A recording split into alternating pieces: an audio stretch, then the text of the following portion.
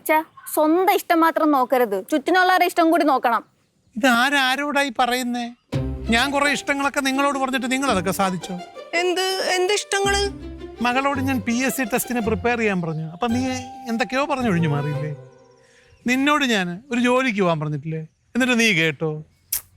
ആ രണ്ടുപേരാണോ എന്നെ ഉപദേശിക്കാൻ വരുന്നത്? അപ്പൊ അച്ഛൻ ജോലിക്ക് പോവില്ല? ഒരു സംശയവും വേണ്ട, ഞാൻ ജോലിക്ക് പോവില്ല. തീരുമാനിച്ചു.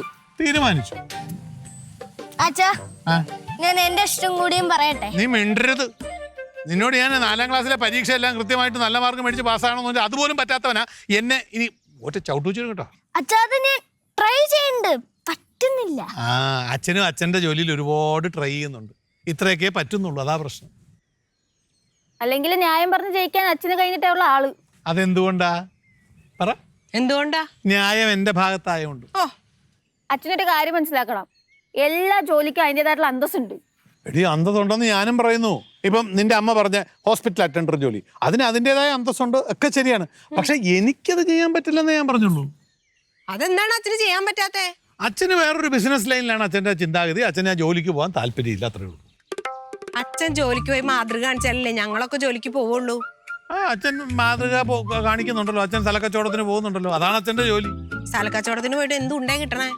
എടി രണ്ട് സ്ഥലക്കച്ചവടം, ഒരു വർഷം 2 സ്ഥലക്കച്ചവടം നടന്നാണല്ലോ. ആ കിട്ടുന്ന പൈസ ഈ ഒരു വർഷം ഞാൻ എൻ്റെ ഈ നീയൊക്കെ പറഞ്ഞ പണി പോയി ചെയ്താൽ പോലും ഉണ്ടാകത്തില്ല. പക്ഷെ അച്ഛാ ഈ കച്ചവടമൊക്കെ ഇടയ്ക്ക് കിട്ടുന്നതല്ലേ? എടാ അത് തന്നെ പറഞ്ഞ, ഇടയ്ക്ക് കിട്ടിയാൽ മതി. ഒരു വർഷം ജോലിക്ക് പോയി കിട്ടുന്നതിലും കൂടുതൽ പൈസ ഇത് കിട്ടുമെന്ന് ഞാൻ പറഞ്ഞു കേട്ടില്ലേ? എന്നിട്ട് എന്തെങ്കിലും വാങ്ങിച്ചു തരാൻ പറഞ്ഞു കഴിഞ്ഞാൽ 10 പൈസ കയ്യിലില്ല. അത് ചിലപ്പോ നീ ചോദിക്കുന്നത് കൃത്യമായിട്ടില്ലാത്ത സമയത്തായിരിക്കും. അതാണ് ജോലിക്ക് പോകാൻ പറയണേ. തൽക്കാലം മക്കളുടെ കാര്യം നോക്ക്. എനിക്ക് എന്റെ പണിയും കൊണ്ട് ഞാനങ്ങ് പൊക്കോളാം. എന്നെ ഉപദേശം നന്നാക്കാൻ ശ്രമിക്കണ്ട. അച്ഛാ എന്താ? അമ്മയ്ക്ക് വേണ്ടി നീ പഠിക്കുമ്പോ അതാണ് അമ്മയ്ക്ക് വേണ്ടി.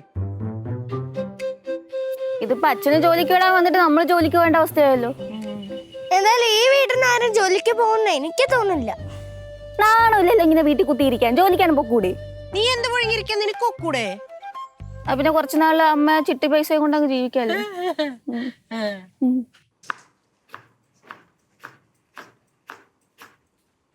എന്തായി മക്കളെ, നിങ്ങളുടെ അച്ഛൻ ജോലിക്ക് പോകാന്ന് സമ്മതിച്ചാ? അച്ഛൻ ഈ ജന്മത്തെ ജോലിക്ക് പോകുന്ന അമ്മ വിചാരിക്കണ്ട. അച്ഛന് ജോലിയല്ല അമ്മ പ്രശ്നം. പിന്നെ അച്ഛന്റെ ബിസിനസ് പോകുന്നുള്ളൊരു പേടിയുണ്ട്. എന്ത് ബിസിനസ്? ഏത് ബിസിനസ്? അമ്മ ഒരു കാര്യം ചെയ്യും, ഒരു വലിയ ഹോസ്പിറ്റലിൽ ഒരു പണിയും ചെയ്യാണ്ട് ചുമ്മാ കുത്തിയിരിക്കുന്ന ജോലി വല്ലതും ഉണ്ടെങ്കിൽ അച്ഛന് കൊടുക്കും. അത് അച്ഛൻ സൂപ്പറായിട്ട് ചെയ്യും. അല്ല അതിലും നല്ലത് ആ ഹോസ്പിറ്റലിൽ നമുക്ക് അങ്ങ് എഴുതി കൊടുത്താലോ? അതിനാ ഹോസ്പിറ്റൽ കാലം കലാതിറിന്റെ അല്ലല്ലോ. നിന്റെ അച്ഛൻ പറയുന്ന പോലെ പറഞ്ഞാൽ നാവിങ്ങോട് പിഴുതെടുക്കും. ഞാനൊരു കാര്യം പറഞ്ഞോട്ടെ? ഇനിയൊന്നും പറയണ്ട, ജോലിക്ക് പോകത്തില്ല എന്ന് പറഞ്ഞില്ലേ? അമ്മ ഞാൻ പറയണതൊന്ന് കേക്ക്. കേക്കാം. ആ വേക്കൻസി ഇപ്പോഴും ഉണ്ടാ? പിന്നെ അതുള്ളത് കൊണ്ടല്ലേ ജോലിക്ക് പോകാൻ പറഞ്ഞത്. അങ്ങനെയാണെങ്കിൽ ആ ജോലിക്ക് അമ്മയ്ക്ക് വെക്കൂടെ? അമ്മയ്ക്ക് പോകാലോ, സൂപ്പർ അല്ലേ? അല്ല എനിക്കിപ്പോ ഇവിടെ അത്യാവശ്യം ജോലികൾ ഉണ്ടല്ലോ. നിങ്ങൾക്ക് രണ്ടാക്കും ഏതെങ്കിലും ഒരാൾക്കൊന്ന് ട്രൈ ചെയ്താലോ? അയ്യോ എനിക്ക് യൂറോപ്പിൽ പോണ്ടതാണ്. എന്താ യൂറോപ്പിൽ എന്ത് ജോലി ചെയ്യാനാണ് ചേച്ചിക്ക്? യൂറോപ്പിൽ ഞാൻ എന്ത് ജോലിയും ചെയ്യും. എന്നാ ഈ ജോലിയും ചെയ്യാം. അതുപോലെയാണോ ഇത്? അവിടെ നല്ല ഹൈ സാലറിയാണ്. അല്ല നിനക്ക് കൂടെ ജോലിക്ക്? ഞാൻ കുക്കാണ്, എനിക്ക് കുക്കിംഗ് മാത്രമേ അറിയാവുള്ളൂ. എനിക്ക് മറ്റേ അറ്റൻഡർ പണി എനിക്ക് അറിയില്ലമ്മ. ചുരുക്കം പറഞ്ഞാൽ നിങ്ങൾക്ക് രണ്ടാക്കും പോകാൻ പറ്റത്തില്ല. അമ്മയ്ക്കും പോവാൻ പറ്റത്തില്ല. അതുകൊണ്ടല്ല, അവിടെ ലേഡീസിനല്ല വേക്കൻസി ഉള്ളത്, ജെന്റ്സിനാ. ഉണ്ടെങ്കിൽ ഞാൻ പോയായിരുന്നേ. എന്നിട്ടാണ് അമ്മ ഇത് അറിഞ്ഞുകൊണ്ട് ഞങ്ങളുടെ ഈ കാര്യം പറഞ്ഞത്? അയ്യോ അതെന്റെ പൊന്നുമക്കളെ മനസ്സിലിട്ട് പറയാൻ വേണ്ടി അമ്മ പറഞ്ഞതാ. എന്തേ ക്ഷമ ചോദിക്കണ? വേണ്ട, ഇപ്പൊ മനസ്സിലിരിപ്പ് മനസ്സിലായില്ലേ? അതെനിക്ക് പണ്ടേ മനസ്സിലായതാ, പിന്നെ വെറുതെ നേരെ എറിഞ്ഞു നോക്കിയതാ. അമ്മയുടെ മനസ്സിലിരിപ്പ് അത്ര ശരിയൊന്നല്ല. എന്തേ? ഒന്നുമില്ല. അതേടി, എന്റെ മനസ്സിലിരിപ്പ് ശരിയല്ലാത്തതുകൊണ്ടായിരിക്കും നിന്റെ അച്ഛനൊരു ജോലി റെഡിയാക്കിയത്. പിന്നെ എന്റെ മനസ്സിൽ അങ്ങനെ തോന്നിയിട്ടുണ്ടെങ്കിൽ ഉറപ്പായിട്ട് നിങ്ങളുടെ അച്ഛനെ ഞാൻ ജോലിക്ക് വിട്ടിരിക്കും. എന്നാ വിട്ടോട്ടെ അല്ലേ? വിട്ടോട്ടെ, നമുക്കെന്തോ. ഞങ്ങൾക്ക് വിരോധമൊന്നുമില്ല. അല്ല അപ്പൊ ഇതാരരി? അരി അങ്ങോട്ട് ഉപ്പൂട്ടി തിന്നാം. പിന്നെ വേറൊരു കാര്യം കൂടിയുണ്ട്. ജോലിക്കൊന്നും പോവാണ്ട് രണ്ടുപേരും ഇവിടെ ഇങ്ങനെ കുറ്റിയടിക്കാനാണ് തീരുമാനമെങ്കിൽ രണ്ടുപേരും ഒന്നിച്ചങ്ങ് കെട്ടിച്ചു വിടും ഒറ്റ ചെലവില്. ആണോ? അത് കൊള്ളാം. എന്റെ ഭർത്താവിനെ ജോലിക്ക് പോവാണ്ട് ഇങ്ങനെ ഇരുത്തണം രണ്ടുപേരും. എങ്ങനെയുണ്ട്? അല്ല, ജോലിയുള്ള ഭർത്താവിനെ നോക്കത്തുള്ളൂ. അല്ല, ഞാൻ ഇങ്ങനെ നിന്റെ അച്ഛനെ പോലെയുള്ള ഒരാളെ തന്നെ നിങ്ങളെ രണ്ടാളും തലയിൽ വെച്ചിരുന്നത്. അയ്യോ, അങ്ങനെ ചെയ്യരുത്. അയ്യോ, സന്തോഷായില്ലേ? എപ്പ കെട്ടണം? ഇപ്പൊ തന്നെ കെട്ടിയാലോ? നല്ലൊരു ഓഫറായിരുന്നു, കൊണ്ട് കളഞ്ഞില്ലേ? പോയിടുന്നു. എടി വിലാസിനി, ഞാൻ ഇനി എംബോസിഷൻ എഴുതിയിട്ടേ ക്ലാസ്സിൽ കയറുള്ളൂ. ആ, ഞാൻ എഴുതിയതല്ല, ഞാൻ എൻ്റെ കൊച്ചുമക്കളെ ഒന്ന് വരട്ടി. അപ്പോൾ അവരെഴുതി തരാമെന്ന് സമ്മതിച്ചു. ആ ആ നീയോ അതുപോലെ നിൻ്റെ കൊച്ചുമക്കളെ വരട്ട് തരുവടി. അമ്മേ. വിളിക്കാടി. അമ്മേ, അമ്മയുടെ കാലും കൈയെല്ലാം വേദന എങ്ങനെയുണ്ട്? ഓ, വേദനയൊന്നും മാറത്തൊന്നുമില്ല. ഞാൻ മസാജ് ചെയ്തുതരാൻ മാറത്തില്ലെങ്കിൽ? ഓ, നീ മസാജ് ചെയ്ത് തരണ്ട കേട്ടോ. മസാജ് ചെയ്ത് തരാൻ പറഞ്ഞു. ആ, അമ്മ ഒരു ദേഷ്യം പോലെ. എനിക്ക് ആരോടും ഒരു ദേഷ്യമില്ലേ. അമ്മക്ക് അമ്മയുടെ മോനോട് നല്ല ഇഷ്ടമുണ്ടാ? അതെന്തൊരു ചോദ്യമാടി. എനിക്ക് എൻ്റെ മോനെ ഇഷ്ടമില്ലേ? അവള് കൊള്ളാമല്ലോ. അങ്ങനെയാണെങ്കിൽ അമ്മയുടെ മോൻ ഒരു ജോലിക്ക് പോകുന്നത് നമുക്ക് താല്പര്യമല്ലേ? ഡെയിലി ഞാൻ വിചാരിച്ചിട്ട് കാര്യമുണ്ടോ? അവനും കൂടെ തീരുമാനിക്കട്ടെടി. അല്ല, എൻ്റെ അച്ഛനൊരു ജോലി സംഘടിപ്പിച്ചിട്ടുണ്ടമ്മേ. ആണോ? എന്ത് ജോലിയാടി? അത് ഹോസ്പിറ്റൽ അറ്റൻഡർ ജോലി. നല്ല ജോലിയാ. പക്ഷേ ഞാൻ പറയുമ്പം പോകുന്നില്ല എന്നാ പറയുന്നേ.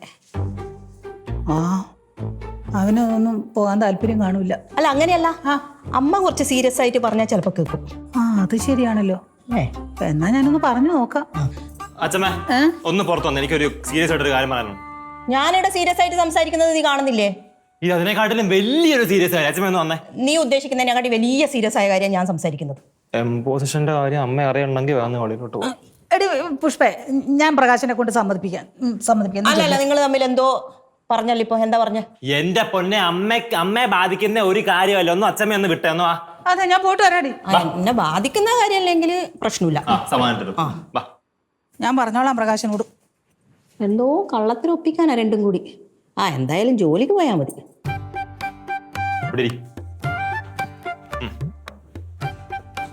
എന്ത് പണിയാടാ കാണിച്ചത്?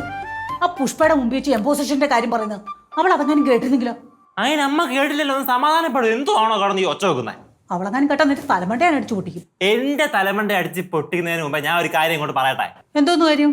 അച്ഛമ്മ കൃഷ്ണനെ കൊണ്ട് തന്നെ എംപോസിഷൻ എഴുതിപ്പിക്കാൻ തീരുമാനിച്ചാ? ആ, തീരുമാനിച്ചു.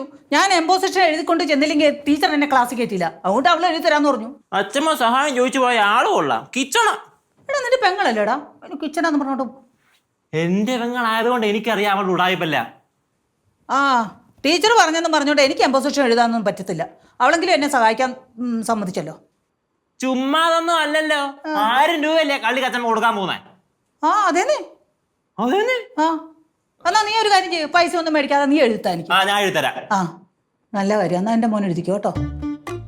അയ്യ, അങ്ങനെ ഫ്രീ ആയിട്ടല്ല. അവക്ക് പറഞ്ഞ ഡീലിന്റെ പകുതി, അതായത് 500 രൂപയ്ക്ക് ഞാൻ എഴുതരാം. ഓ, എന്റെ മോനങ്ങ് നന്നായെന്ന് ഞാൻ വിചാരിച്ചു. വെറുതെ ആണോ? അച്ഛമ്മയുടെ 500 രൂപ ബാക്കി എഴുതുന്നോ? പുളിക്കുവോ?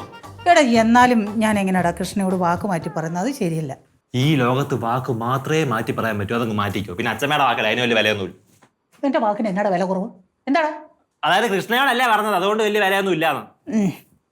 ദേ, ഈ കൊട്ടേഷൻ എനിക്ക് തന്ന പകുതി വിലക്ക് 20 ചെവി അറിയാൻ ഞാൻ തീർപ്പാക്കി തരാം. ആണോ? ആ, എന്നാ നീ എഴുതട്ടെ? ഉറപ്പാണോ? എടാ, എന്നാലും അവൾക്കൊരു പിന്നെ അവക്കൊരു തേങ്ങ ഞാൻ എഴുതണോ വേണ്ട? അത് പറ. എഴുതാ. എന്നാ ഞാൻ പോയി നല്ല വഴുവഴുക്കുള്ള ഒരു അടിപൊളി പേനയും വാങ്ങിച്ചുകൊണ്ട് വരാം. പേപ്പറൊക്കെ എടുത്ത് നോക്കും. ഓ, എടുത്തു വെച്ചോളാം. എന്നാലും ഞാൻ ആ കൃഷ്ണയ്ക്ക് വാക്ക് കൊടുത്തതല്ലേ. ഈ വാക്ക് എങ്ങനെ? ഇപ്പോഴും കൃഷ്ണയ്ക്കല്ലേ സിമ്പതി? അവള് വന്ന പണിയൊക്കെ മറന്നാ? എടാ, എന്നാലും ഒരു മനുഷ്യനൊരു വാക്ക് പറഞ്ഞ് അവളത് പ്രതീക്ഷിച്ചല്ലേ ഇരിക്കുന്നത്. അയ്യോ, എന്ന് വെച്ചാൽ ഉണ്ണിയാർച്ചയല്ലേ വാക്ക് പറഞ്ഞ് പടവട്ടാൻ പോ. ഞാൻ വല്ലതും പറയും അച്ഛമ്മ. കൃഷ്ണയ്ക്ക് കൊടുത്ത വാക്കങ്ങ് മറക്കാം. എന്നാ മറന്നു. ആർക്കാ ബെനിഫിറ്റ്? അച്ഛമ്മക്കല്ലേ ബെനിഫിറ്റ്. ബെനിഫിറ്റ് അത് 1000 കൊടുക്കണം. വേണ്ട, 1000 ഒന്നും കൊടുക്കണ്ട. 1000 കൊടുക്കാൻ ഞാൻ അതുമായിരുന്നെങ്കിൽ 2000 ചോദിച്ചാലും ഞാൻ വെറും 500 രൂപ. 500 രൂപ ഫോണിൽ റീചാർജ് ചെയ്യാൻ പറ്റില്ല. 500 രൂപയ്ക്ക്. ഓ, ഞാൻ സമ്മതിച്ചു. ഒരു ബിസിനസ് ആണല്ലോ, എന്ത് ചെയ്യാനാ? അതെ, ബിസിനസ് അത്രേ ഉള്ളൂ. നമ്മുടെ ഫാമിലി ഒരു ബിസിനസ് ഫാമിലി അല്ലേ? അതെ, എനിക്കറിയാം. പാരമ്പര്യം അറിയാലോ. പിന്നെ എനിക്കറിയാം. അപ്പൊ അത്രേ ഉള്ളൂ. ഓക്കെ, അപ്പൊ ശരി മോനെ. നല്ലൊരു പേന വാങ്ങിച്ചോളൂ. മേടിച്ചോണ്ടോ. എടാ എന്റെ ഒരു ബുക്കും കൂടെ മേടിച്ചോണ്ട് എന്റെ എന്റെ കൈ ബുക്കും കുക്കും ഒന്നും വാങ്ങിയുള്ള പൈസ ഇല്ല. എന്നാ പൈസ വെച്ചാ എന്റെ കൊച്ചെ ഞാൻ തന്നെ കണ്ണി കിടന്നോട്ട് കുക്കു കുക്കുന്നു പറയടാ. എന്നാ അത് ഫോൺ പേയിലോട്ട് അയച്ചാൽ മതി. അയച്ചേക്കാം ഒരു 300 രൂപയ്ക്ക് വരയിടാത്ത ബുക്ക് മതി. ആ. മേടിച്ചോട്ട് പോയി ശരി. എല്ലാവർക്കും ബിസിനസ് തന്നെ, പൈസ വേണം. എന്തിനും ഒരു ബുക്ക് മേടിക്കണം, പൈസ കിട്ടണം. എന്റെ പൊന്നളിയ ഒരു രക്ഷയില്ലടാ. ഇവിടെ എല്ലാവരും കൂടി അവള് പറയുന്നത് കേട്ട് എല്ലാവരും തുള്ളിച്ചാടിക്കൊണ്ടിരിക്കുക. എന്നെ എങ്ങനെയെങ്കിലും ജോലിക്ക് കയറ്റി അടങ്ങുള്ളൂ എന്നവർ പറഞ്ഞുകൊണ്ടിരിക്കുകയെന്നേ. അവർ എല്ലാവരും കൂടെ നിർബന്ധിച്ചാൽ എനിക്ക് എന്ത് ചെയ്യാൻ പറ്റൂടാ? നീ എന്തെങ്കിലും ഒന്ന് ചെയ്തേ പറ്റുള്ളൂ അളിയ. എന്തെങ്കിലും ഒരു പഴയ കച്ചവടം കിടപ്പുണ്ട്, അതൊക്കെ ഒന്ന് പൊട്ടിയെടുത്ത് നീ ഒന്ന് നടത്തിയെടുക്കണേ. 5-6 പൈസ കൊണ്ട് കൊടുത്തില്ല പറ്റത്തില്ല കേട്ടോ.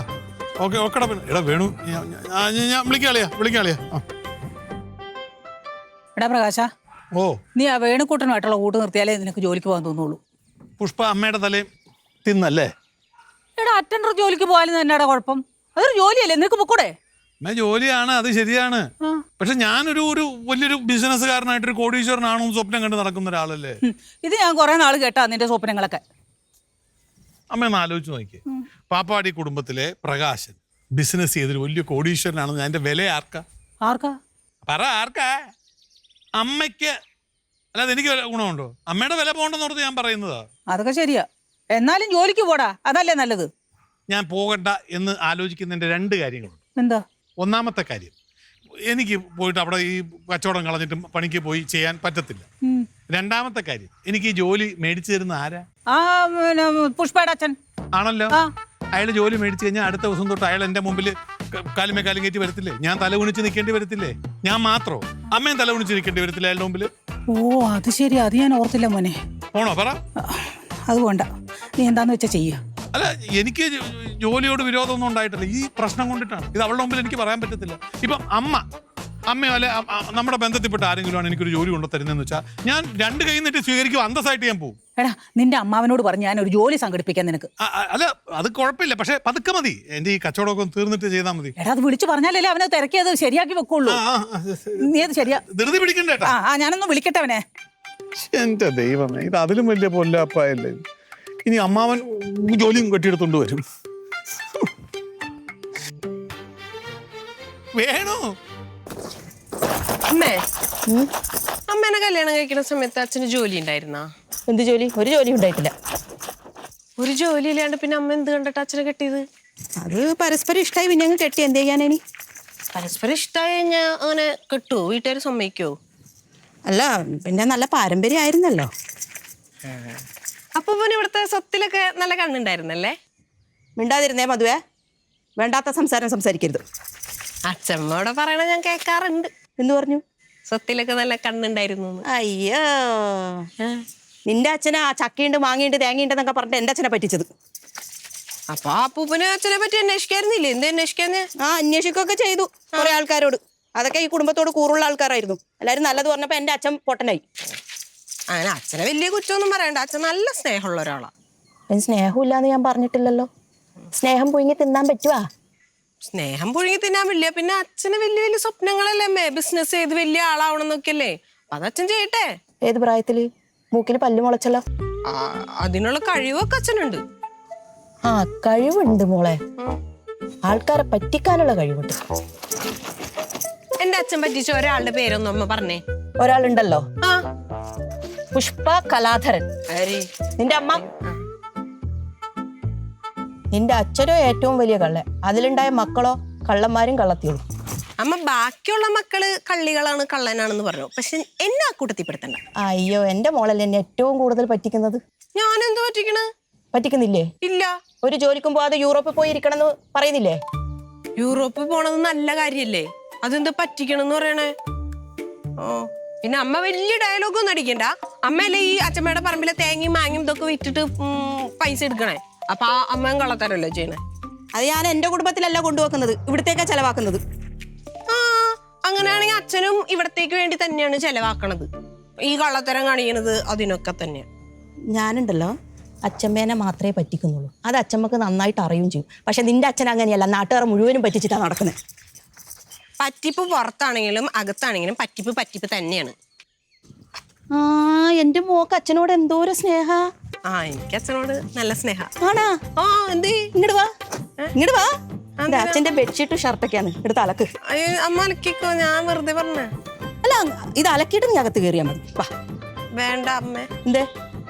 അമ്മ അലക്കിക്കോ, എനിക്ക് അത്ര സ്നേഹമൊന്നുമില്ല. അത് ആദ്യമേ പറയുമ്പോൾ ആലോചിക്കണം. അലക്കിയിട്ട് കയറിയാൽ മതി അകത്തേക്ക് കേട്ടാ.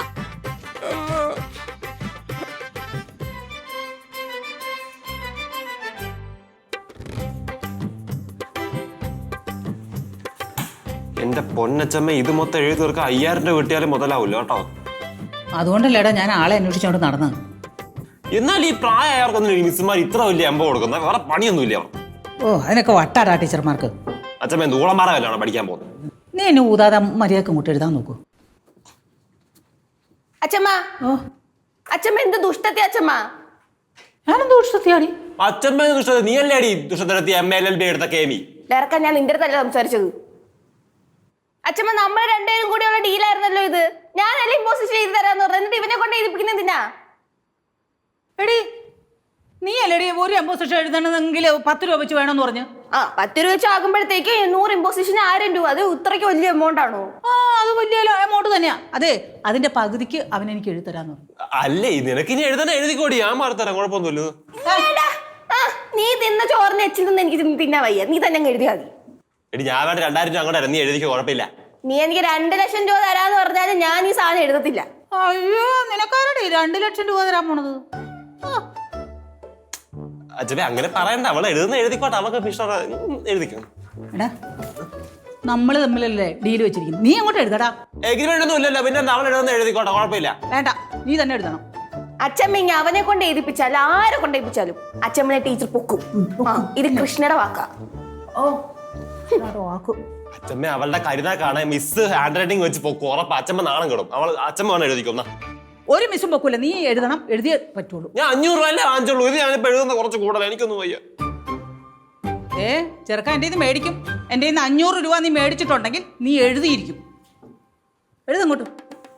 എന്ത് കഷ്ടമാണ് ആ മിസ്. എന്റെ പൊന്നെ ഒന്ന് കാണുന്നുണ്ട്.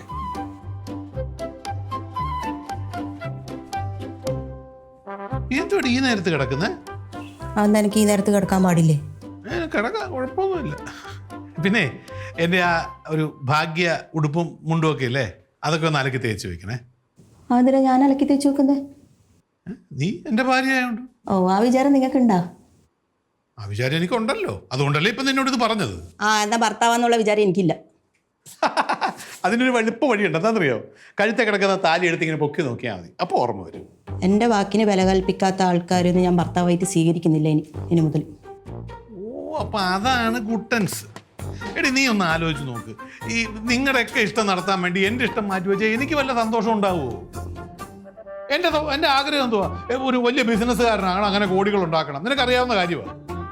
അല്ല നിങ്ങൾക്ക് എന്താ ഈ പറഞ്ഞ ജോലിക്ക് പോയാല്? എടി എത്ര പ്രാവശ്യം പറഞ്ഞടി എനിക്ക് ബിസിനസ്സിനോടാ താല്പര്യം. നിനക്കറിയാവുന്ന അതുകൊണ്ടല്ല, ഇതെന്റെ അച്ഛൻ ശരിയാക്കിയ ജോലി ആയതുകൊണ്ടല്ലേ. വേറെ ആരെങ്കിലും ശരിയാക്കി തന്നെങ്കിൽ നിങ്ങൾ ഉറപ്പായിട്ടും പോയായിരുന്നല്ലേ. നിന്റെ അച്ഛൻ ശരിയാക്കി തന്നുകൊണ്ടല്ല. എൻ്റെ അച്ഛൻ ശരിയാക്കി തന്നിരുന്നെങ്കിൽ ഞാൻ ജോലിക്ക് പോകത്തില്ല, ബിസിനസ്സിനെ പോവും. എന്നാൽ ഇനി മുതൽ ഞാൻ നിങ്ങളോട് ജോലിയുടെ കാര്യങ്ങളൊന്നും സംസാരിക്കുന്നില്ല. പക്ഷേ നിങ്ങൾ എന്നോടൊന്നും സംസാരിക്കാൻ വരരുത്.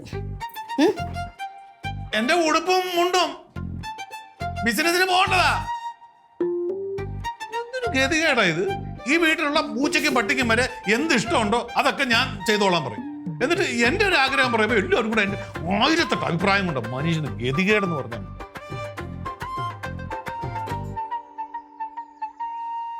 എടി എന്നാ ബിസ്ക്കറ്റ് തന്നെ വാ. നിന്റെ മകൾക്ക് കൊണ്ടുപോയി കൊടുക്കടാ. നിനക്കെന്നോട് ഇപ്പോഴും ദേഷ്യമാണ് എംബോടെ കേസിൽ. എന്തോ അടി? ഞാൻ ചോദിച്ചതിന് 500 രൂപ കുറച്ച് നീ ചോദിച്ചോണ്ടല്ലേ എനിക്ക് ഇമ്പോസ് ചെയ്താൽ കിട്ടിയത്. ഭാഗ്യം നീ എഴുതി എന്റെ കൈ അടഞ്ഞു. അത് ഫുള്ള് ഒരു നഷ്ടക്കച്ചവടമായിരുന്നു. എനിക്ക് ഒരു ഗുണം കിട്ടിയില്ല, കൈ പോയതല്ലാതെ. അയ്യ, എന്തൊക്കെ പറഞ്ഞാലും നീ കാണിച്ച ഭയങ്കര വലിയ പോക്കത്രമായി പോയി. ഞാനാ പോക്കത്തിനെ കാണിച്ചേ? അച്ഛനല്ലേ കാണിച്ച പോക്കത്തിനെ? ഞാനാണോ?